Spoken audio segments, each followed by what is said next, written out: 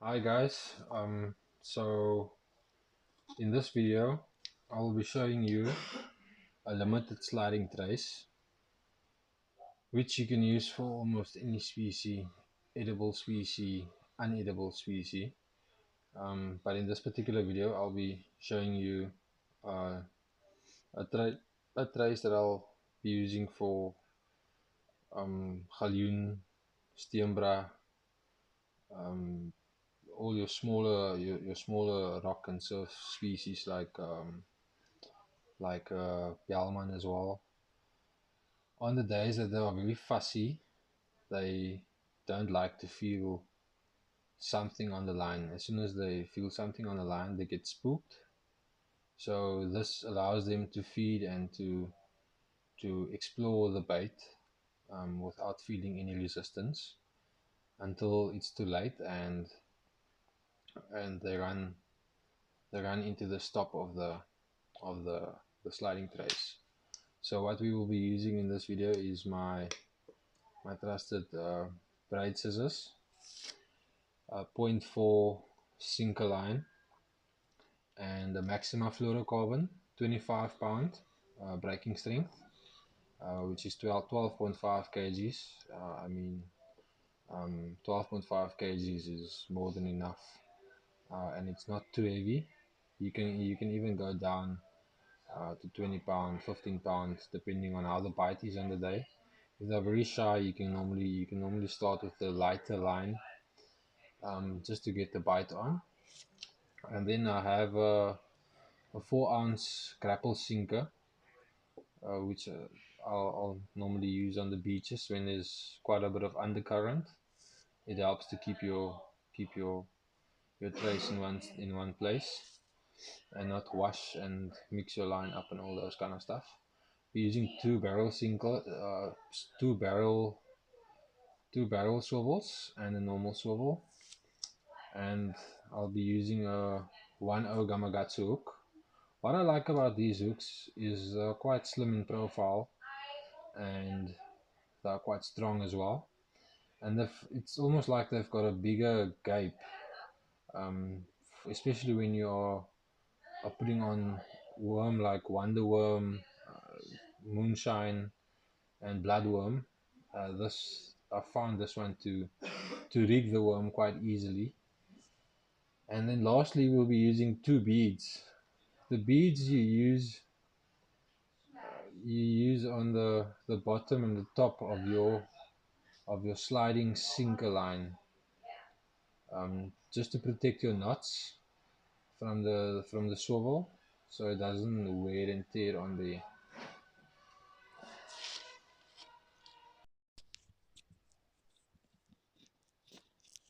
So I forgot to include my 0.6 fluorocarbon, 0.6 22.7 kg line that I'll be using between my hook line swivel and my main line swivel. Uh, that's where the sinker line will slide on. So it'll just give a little bit more of a thicker line to slide on, so it doesn't damage as easily. Okay guys, so what I've done here is I've got about a 500 piece of double X 0.6 fluorocarbon, 0.6 fluorocarbon. I've went ahead and cut about a 500 millimeter piece, and I've cut also about a 500 piece of maxima fluorocarbon 25 pound, and then I've cut a piece of 0.4 sinker line of about 600, as you can see. So what I'll be doing first is I'll be tying my swivels.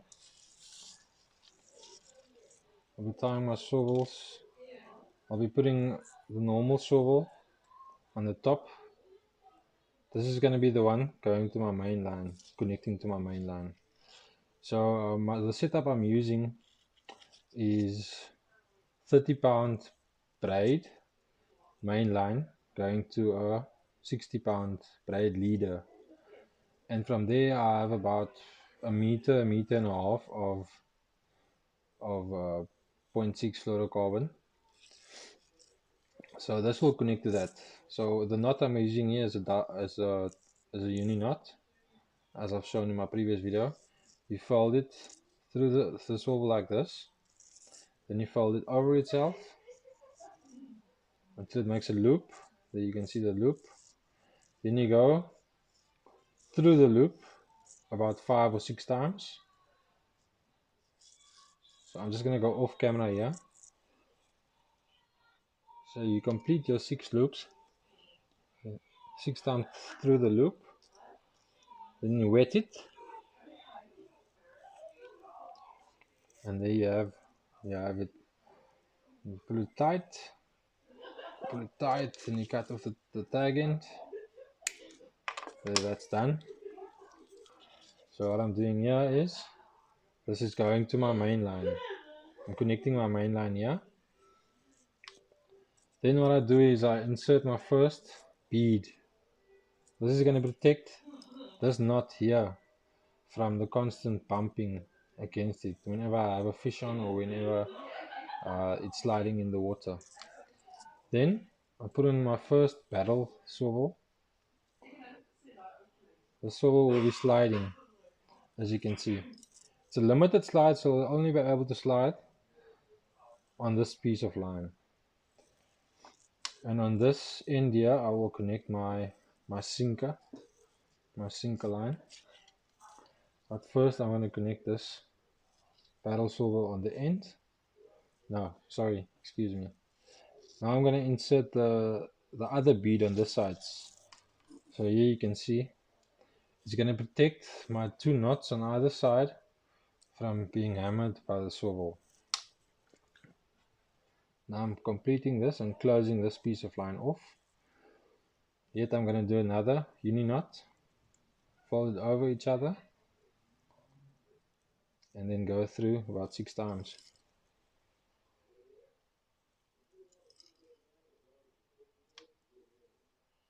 I'll wet it.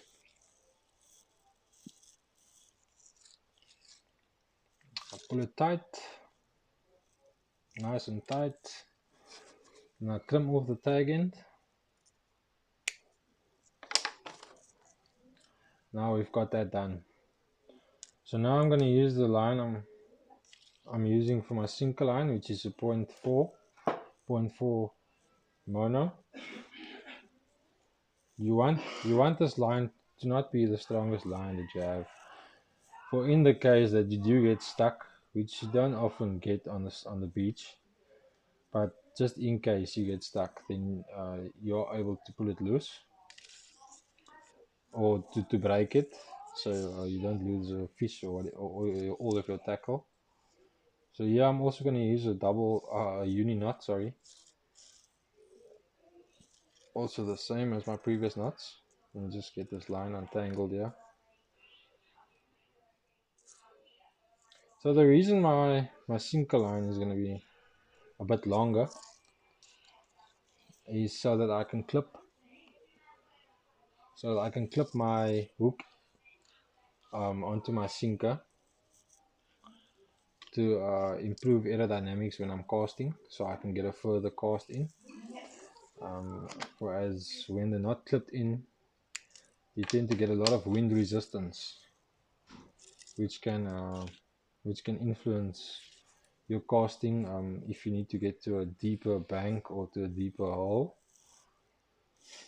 So yeah, I will connect it with another uni knot. Great knot to know, easy and fast. There is better knots out there, but I prefer personally to use this knot. You can search it on Google.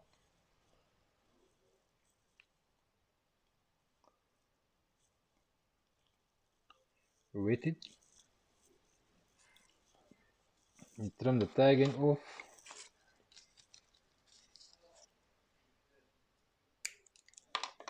Right, so that piece is complete. Now I'll be moving on to my hook line. So what I'm gonna do here is I'm gonna do a snell. So a snell is basically you always go from the front of the hook with a sharp point. You go from the front and you move through the eye of the hook. You give yourself ample piece going through, and then you start twisting it around the hook, nice and tight, coils next to each other, about 6 or 7 times. Then you keep it there. Then you take the back piece of the line and you put it through the back of the hook,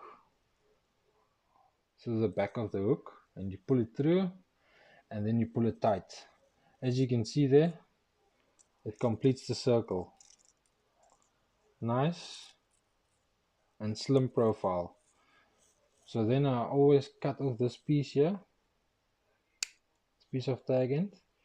You want to make sure to get as close to the coils as possible. Otherwise that piece of tag end is going to cause hassles for you when you are baiting up and trying to get your bait over the eye. Normally you'll put your cotton just over the bait at the back of the eye, so the bottom is nice and presentable to the fish and looks as natural as possible. So now I'll be connecting this to our bottom end of the trace to complete the trace. Once again, I'll be using the uni knot, my trusted knot. I'll be going through 6 times. 2, 3, 4, 5, 6. It's best to use your teeth when pulling the loops through, otherwise you just have to start over and over again by losing the tag end. I pull it tight, I wet it, then I pull the knot down and I pull it tight. Then I cut off this piece of tag end. Now I'm going to try to show you the finished product. Let me just detangle the stuff here. Alright, so basically here we've got our trace. Here's our sinker line, which is about 600 long. Here we've got our hook line, which is about 500 long. So our hook line, after baiting up, will be clipped in here. And once you put tension on your main line, it'll take up the slack, and this will be a nice streamline trace to throw. So let me just show you. There's my sinker, my hook. Here's the bottom swivel, and here's the sinker sliding on this piece of 0.6 XX fluorocarbon. And we've got the beads there to protect the knots, and this swivel here will connect to our main line. Now, so instead of a swivel, you can use a gummy that you can buy at any tackle store. Then you slide the gummy up all the way on your piece of 1.5 meter leader line, 0.6. You slide it up all the way just before the knot that connects to your braided leader to your 0.6 leader line, and that's just to prevent your sliding sinker to go beyond your 0.6 line and not end up on your braid line, as the swivel can burn your braided line. So yeah, that's it guys, plain and simple.